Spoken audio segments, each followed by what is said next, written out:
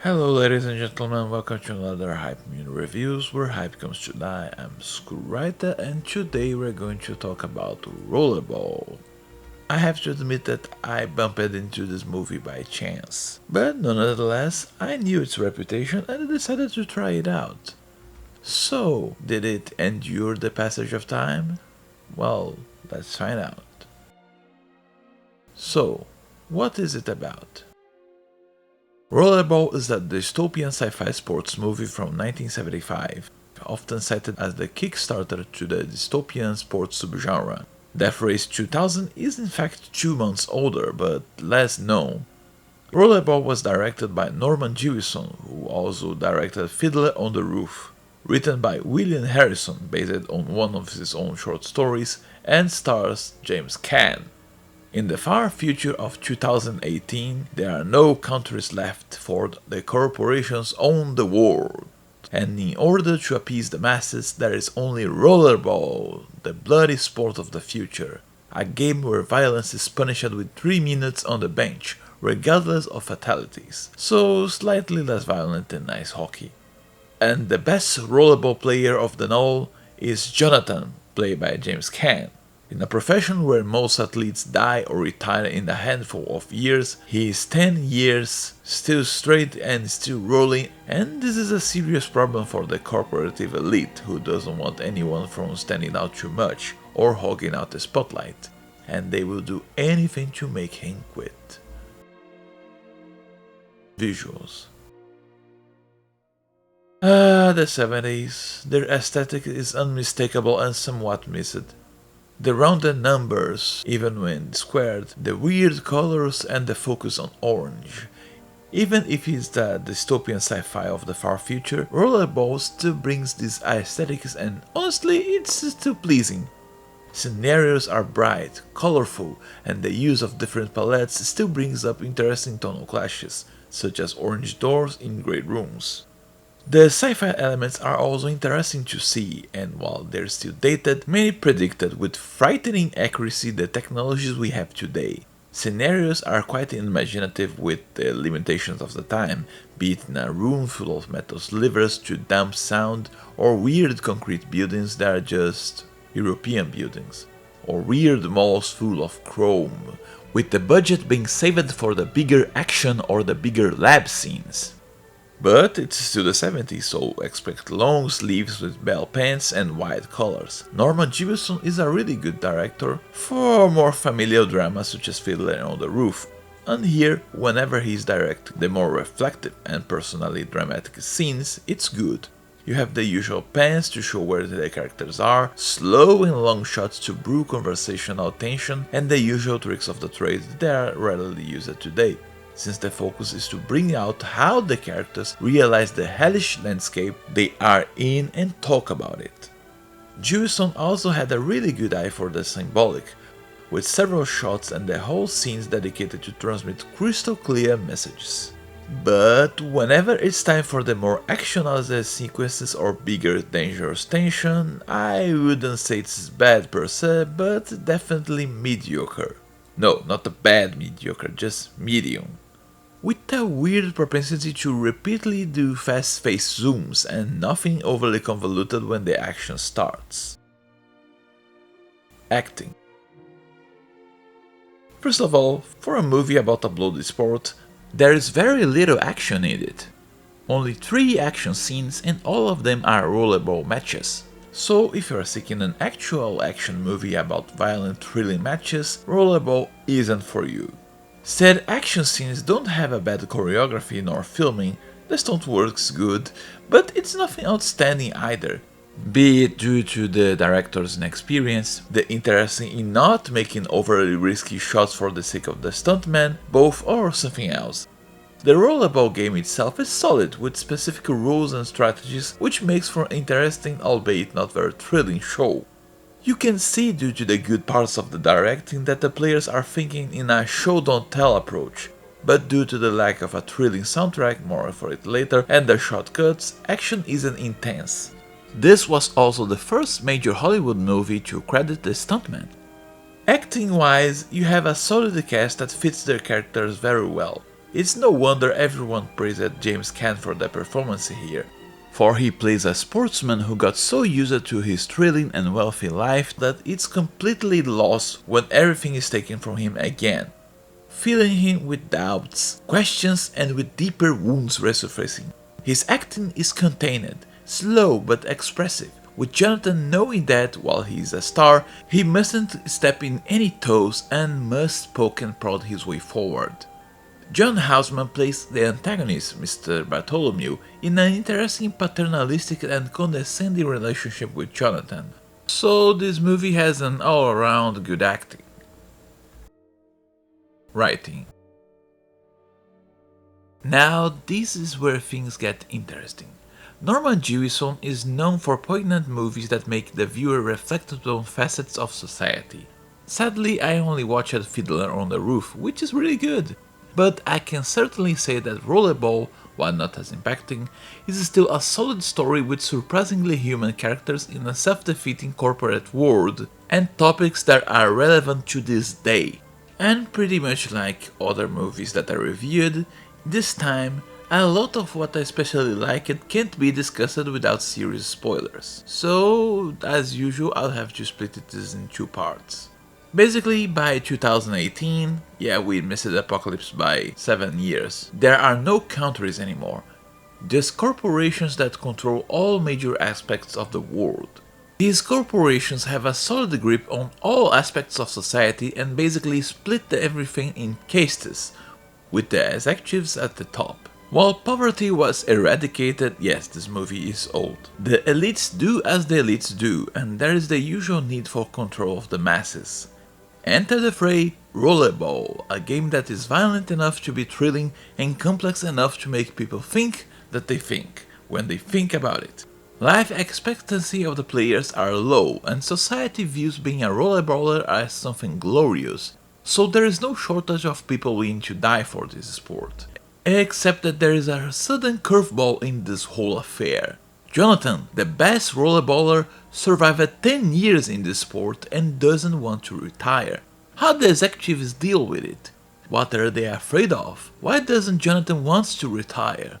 And while the idea of companies getting rid of poverty is laughable at best, this movie is filled to the brim with haunting and accurate depictions of problems that the future would face. And not just the brunt of the corporate world, also information issues, media manipulation, and even library issues. There is a poignant scene where Jonathan refuses to sign some papers to let the hospital euthanize a brain-dead rollerball player, but the way the scene is presented makes me think of Jonathan refusing to let his friend be discarded like a broken product, instead of a message against pulling the plug. Pretty much like Fiddler on the Roof, this movie is a slow burner that advances with dialogues and actions. Nothing happens just because, and everything, including Jonathan's path, follows a clear pattern of action and reaction. And this is the meat of the movie, Jonathan being pushed into retiring, seeking to know what's going on, learning from what's happening and starting to push back however he can. His relationship with Bartholomew is really interesting to see and well acted. Whenever the CEO talks with Jonathan, at first his tone of voice is affable like a father's, then it starts to reveal undertones of an owner talking to a dog whenever Jonathan offers any sort of resistance. And by the end of the movie, well, this is where I finish the spoiler-free review. Yeah, I suggest you watch this movie blind. Just don't expect any thrilling action scenes. Soundtrack. Sadly, the soundtrack isn't good. This is the weakest part of the movie by a long shot, and it's understandable since most of the movie are conversations and dialogues. But the rollerball matches themselves, as in the action, also don't have anything going. At most there are some classical tunes such as Toccata and Fugue in D minor at the beginning and the end, the corporate anthems, and that's it, and they don't match much. Mind you, the idea of choosing classical music was really good because it doesn't age. Each decade's signature songs are dated nearly as soon as they are over, such as the 90s techno or the 2000s dubstep. But Chopin, Bach, and so on are eternal and can easily turn iconic, such as A Clockwork Orange. But here, the choice of which songs to play and when was sadly lackluster. Final thoughts. Yep, I absolutely suggest you see this movie, especially nowadays. While not as thrilling as the trailers and posters make it seem, it's a heavily poignant movie about a future that is currently happening and shows that defiance is crucial.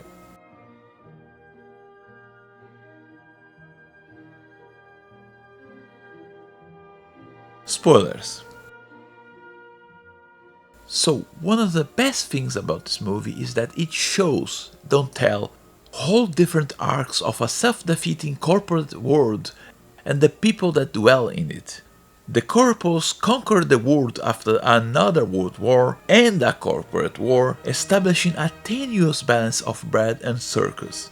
In order to keep the populations entertained but unable to think, so the population can be kept in check, all sorts of written media and anything that has any sort of depth is locked behind censorship in a mix of Orwell and Huxley. There must be some mistake. The books you've ordered are classified and have been transcribed and summarized. You can't read uncensored books if you are not a corporate. So all the chips are placed on sports, with Rollerball being the perfect outlet due to enforcing team spirit, where no one is more important than the other. This is another spot that didn't age well, considering our current society of superstars. On the other side of the equation, you have Jonathan, a man of a middle caste, with executives above and normal citizens below. Originally a dedicated rollerballer, a corporate suit liked his wife too much and just plainly requested her to be his. Remember, this is a society of castes.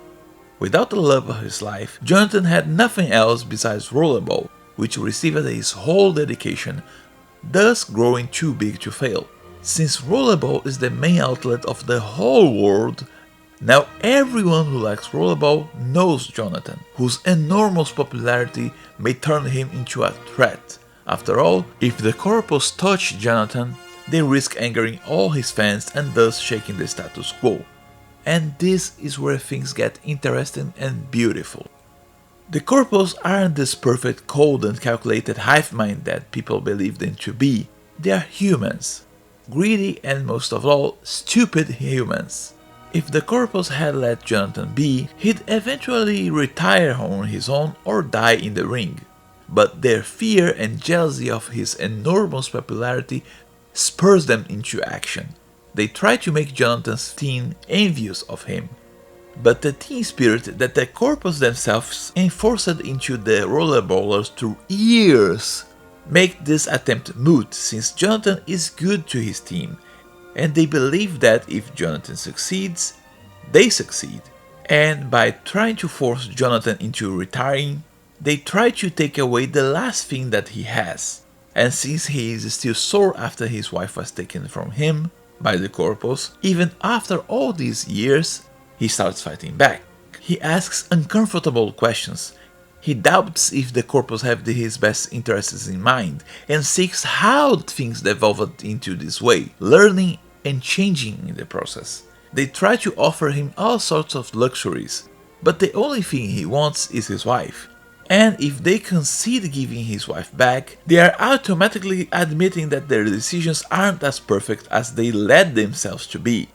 Pride and arrogance start showing their faces, boiling down to the scene before the climax, where Bartholomew, who spent the whole movie treating Jonathan like a rebellious pet, and now is faced with the player telling him he can't make him do anything, he breaks down and shouts, "Don't tell me I can't. Don't ever say that! I can! You can be stopped!" This reminds us of some egomaniacal billionaires nowadays, don't they? And everything is this beautiful show don't tell. You see things happening with an extra layer of symbolism, like a scene where a drunk executive grabs a gun, not knowing its power, and starts to shoot down trees just for his delight. Another really poignant moment that hit me in the guts is when Jonathan finally reaches the main archives and tries to learn how the world devolved into such mess, only to be told that all books and information outlets were replaced by a liquid computer, and the computer sometimes forget whole eras. Remember when I said that only executives have access to the archives? They do, and they have no interest in it because, you guessed it, they are more interested in parties, drugs and sex, and thus the archives end up as an abandoned mess, with information being lost. As a librarian myself, I can say that for sure that this is a serious and relevant topic and is still a possible outcome. With the push for digital media, many take it for granted that information will be eternal, but it's actually they just made things far easier to be wiped. In the end, the only thing that I didn't really like about this story, but chalk it up to it's a product of its time, is that the movie ends abruptly without answering anything or telling what's going to happen, but overall I still recommend it. Well, that's all for today and see you all next time.